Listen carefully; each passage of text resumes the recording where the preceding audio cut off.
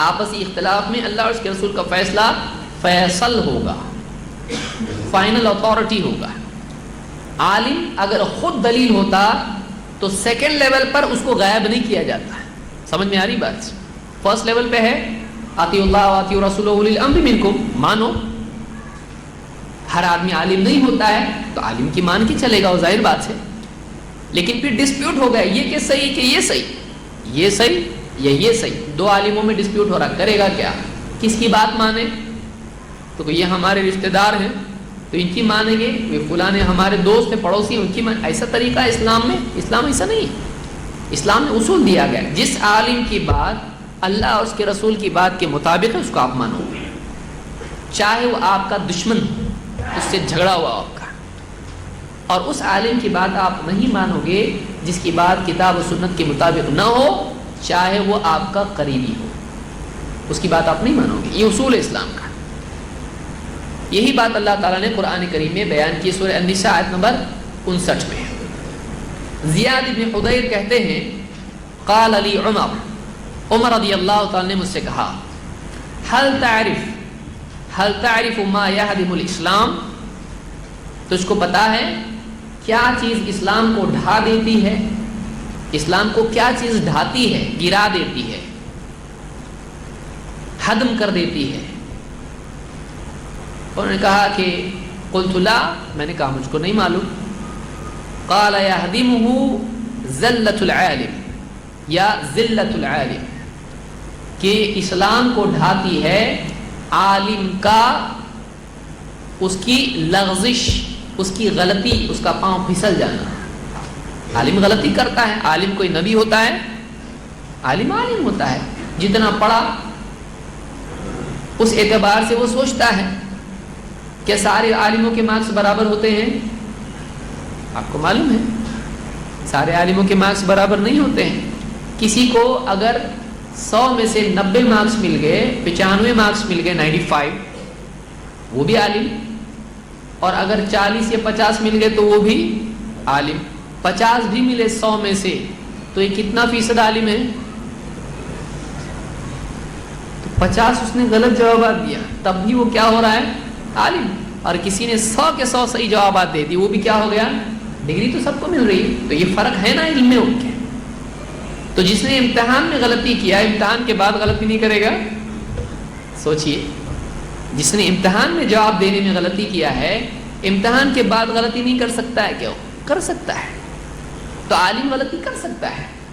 تو عالم اگر غلطی کرے تو اس کو چھوڑ دینا ہے؟ نہیں، اس کی غلطی کو چھوڑ دینا ہے، اس کی غلطی کو چھوڑنا ہے۔ تو اگر آدمی عالم کی غلطی کو پکڑے رہے، اسی پر چلتا رہے، تو اس سے اسلام کا بہت بڑا نقصان ہوتا ہے۔ عمر رضی اللہ عنہ کہتے ہیں یہدمہ ذلۃ العالم وجدال المنافق بالکتاب، اور ایک منافق کا قرآن کے ذریعے سے لوگوں سے حجت بازی کرنا، دل میں تو ایمان نہیں ہے لیکن قرآن کو بہانہ بنا کر لوگوں سے حجت بازی کر رہا ہے۔ ابھی صحیح عقیدہ خود اس کا نہیں ہے لیکن کیا کر رہا ہے؟ قرآن کو بہانہ بنا کر اپنی غلط باتوں کو قرآن سے صحیح ثابت کرنے کی کوشش کر رہا ہے۔ اس سے اسلام کو نقصان پہنچتا ہے۔ وحکم الائمۃ المضلین، اور گمراہ کرنے والے رہبر اماموں کے فیصلوں سے اسلام ہدم ہو جاتا ہے۔ الائمہ امام، مسلمانوں کے حاکم، قاضی، فیصلے کرنے والے امام۔ تو مسلمانوں کا جو حاکم ہوتا ہے، جب وہ غلط طریقے سے فیصلہ کرے، خود گمراہ ہے، پھر وہ فیصلہ کرنے پر آئے، خواہشات کی بنیاد پر فیصلہ کرے گا، چاہے وہ حاکم ہو یا قاضی ہو، چاہے عالم ہو، جب وہ خواہشات کی بنیاد پر فیصلہ کرتا ہے تو اس سے امت گمراہ ہو جاتی ہے، اس سے اسلام ہدم ہو جاتا ہے۔ تو 3 باتیں یہاں ذکر کی، ایک عالم کی غلطی، لغزش، 2 منافق کا حجت بازیاں کرنا قرآن کو لے کر اپنی غلط بات کے ڈیفنس میں، اور 3 گمراہ ائمہ کا، اماموں کا یا حاکموں کا لوگوں کو یعنی فیصلہ کرنا، گمراہی والے فیصلے کرنا۔ اس کو امام احمد اور دارمی نے روایت کیا ہے۔ تو ایک بات یاد رکھیں کہ بعض لوگ کہتے ہیں کہ فلاں عالم صاحب نے فتویٰ دیا ہے، وہ اتنے بڑے عالم وہ غلط کیسے ہو سکتے ہیں؟ تو دیکھیے عالم سے غلطی ہو سکتی ہے، اگر اچھا عالم ہے تو اس سے بھی غلطی ہو سکتی ہے۔ جہاں کچھ عالموں نے جیسے سیوطی ہیں یا ابو شامہ ہیں یا کچھ اور عالم ہیں، انہوں نے کہا کہ عید میلاد النبی منانا چاہیے، وہیں کئی دوسرے عالم بھی ہیں جنہوں نے کہا کہ یہ بدعت ہے، نہیں کرنا چاہیے۔ تو اس میں اختلاف ہے علماء میں، اور یعنی علماء نے کہا کہ یہ غلط ہے۔ اسی زمانے کے علماء میں سے مثال کے طور پر فاقہانی، تاج الدین فاقہانی، یہ مالکی علماء میں سے بڑے عالم گزرے ہیں، انہوں نے بھی اس کا انکار کیا، اور انہوں نے تو بہت سخت بات اس سلسلے میں کہی۔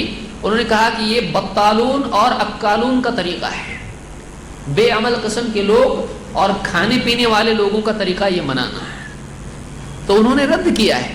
اسی طرح سے مثال کے طور پر امام الشاطبی نے اپنی کتاب الاعتصام میں رد کیا ہے عید میلاد النبی کا، انہوں نے کہا یہ صحیح نہیں ہے، بدعت ہے۔ الشاطبی نے اس کا رد کیا ہے، اور یہ یعنی مالکی ہیں، یعنی امام مالک کے ماننے والے، امام مالک مدینے کے ہیں، تو انہوں نے بھی انکار کیا ہے۔ اسی طرح سے ابن تیمیہ رحمۃ اللہ علیہ ہیں، انہوں نے تو سخت اس پہ انکار کیا، بعض لوگوں نے ان کا قول ذکر کیا کہ وہ بھی اس کے قائل ہیں۔ کوئی آدمی اٹھا کے الاقتداء پڑھ لے امام ابن تیمیہ کی الاقتداء، اقتداء الصراط المستقیم، اس میں انہوں نے رد کیا ہے اس کا۔ انہوں نے کہا کہ محبت پر تو اللہ اجر دے گا نبی کی، لیکن محبت کی بنیاد پر جو بدعت ایجاد کرے آدمی اس پر اجر نہیں دے گا اللہ تعالیٰ۔ تو ابن تیمیہ اور بھی علماء ہیں جن کے نام آئے ہیں، تو علماء میں جس نے کبھی کسی نے ہاں کہا ہے عید میلاد النبی کے لیے تو نہیں بولنے والے بھی ہے۔ اب ایسا اختلاف جب ہو جائے تو ہم کو کیا کرنا چاہیے؟ ہم کہیں گے دیکھیں ٹھیک ہے، اگر یہ کرنے کا کام تھا صحابہ کرتے اس کو، صحابہ نے نہیں کیا، تابعین نے نہیں کیا، تبع تابعین نے نہیں کیا، چاروں اماموں میں سے کسی نے نہیں کیا، چار اماموں نے نہیں کیا۔ بہت سارے امام بولنے والے اس میں امام کو بھول جاتے ہیں، اماموں نے کدھر کیا ہے؟ چار امام سے بتاؤ ہم کو، کہ ان کو نہیں سمجھتا تھا؟ چلو ہم کو نہیں سمجھ رہا ہے، 1400 سال بعد والے ہم ہیں، ٹھیک ہے ہم کو نہیں ان کو نہیں سمجھ رہا ہے، ان کو کیوں نہیں سمجھا؟ اتنی دلیلیں تو ہیں نا پھر عید میلاد النبی کی جیسی بھی ہو، ان کو کیوں نہیں سمجھا؟ تو علماء کا نام دے کر کسی چیز کو ثابت کرنا یہ ایک کمزور طریقہ ہے بات کو ثابت کرنے کا۔ ہاں دلیل دینے کے بعد علماء کا تذکرہ تائید میں پیش کیا جا سکتا ہے کہ دیکھیے ہم لوگ ان دلیلوں سے مان رہے ہیں اور اتنے سارے علماء اس کی تائید میں ہیں، تو یہ ہم کہہ سکتے ہیں کہ دیکھیے اتنے بڑے بڑے علماء ہیں جنہوں نے اس کو رد کیا ہے۔ امام شاطبی کی تو مستقل کتاب ہے 2 جلدوں میں، الاعتصام، اس میں پوری کتاب بدعات کے موضوع پر ہے۔ الاعتصام 2 جلدوں میں پوری کتاب بدعات کے موضوع پر ہے، بدعت کیسے ہوتی ہے، بدعت کیا ہوتی ہے، رد کیا انہوں نے، اس میں اس کو مثال کے طور پر ذکر کیا ہے، اور بھی چیزیں ذکر کی ہیں۔ تو خلاصہ کلام یہ کہ یہ 10 دلیلیں جن لوگوں نے ذکر کی ہیں، تو لا یسمن ولا یغنی من جوع والا معاملہ اس کا ہے کہ اس سے یعنی کچھ کام نہیں ملتا ہے۔ جیسے آدمی کہے کہ یعنی چمچے بھر پانی نہ پیاس بجھائے نہ نہانے کے کام آئے، تو ایسے ہی معاملہ ان دلیلوں کا ہے کہ اس سے اگرچہ دلیلیں صحیح ہیں، بخاری کی حدیث بعض مسلم کی روایتیں ہیں، قرآن کی آیات ہیں، لیکن ان دلیلوں سے جو بات ثابت کرنے کی کوشش کی جا رہی ہے وہ اس سے ثابت نہیں ہوتی ہے۔ اسی طرح کی دلیل ہیں، اور بعض جھوٹی روایات ہیں جن کو خود عید میلاد النبی ماننے والوں نے بھی جھوٹا کہا ہے۔ جھنڈوں والی روایتیں ہیں اور چراغاں والی روایتیں ہیں، اور بہت ساری ایسی روایتیں ہیں، خود امام سیوطی نے اس کے اوپر رد کیا ہے۔ تو جس کو خود انہوں نے رد کیا ہم رد کرتے بیٹھے، یہ مناسب بات نہیں ہے، مردود کو رد کرنے سے کچھ فائدہ نہیں ہوتا ہے۔ تو بہرحال یہ 10 دلیلیں تقریباً تھیں جو ٹاپ لیول کی دلیلیں ہیں۔ ان دلیلوں سے آپ کو اندازہ ہوگا کہ دور دور تک بھی اس سے عید میلاد النبی دکھائی نہیں دیتی ہے۔ اب کسی کو دکھائی دیتی ہے تو دن میں بھی انسان کو تارے دکھائی دے سکتے ہیں، لیکن اس کو ہوش و حواس میں نہیں مانا جاتا ہے۔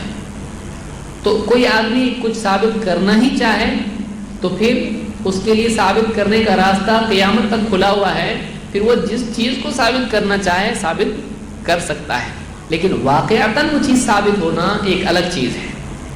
ہاں اس کو بول سکتے ہیں بہت اچھی کوشش کی آپ نے ثابت کرنے کی لیکن ہوا نہیں، تو اس کو انکریج کر سکتے ہیں، حوصلہ افزائی کہ آئندہ اور دلیلیں لے کے آؤ، آپ بول سکتے ہیں اس کو.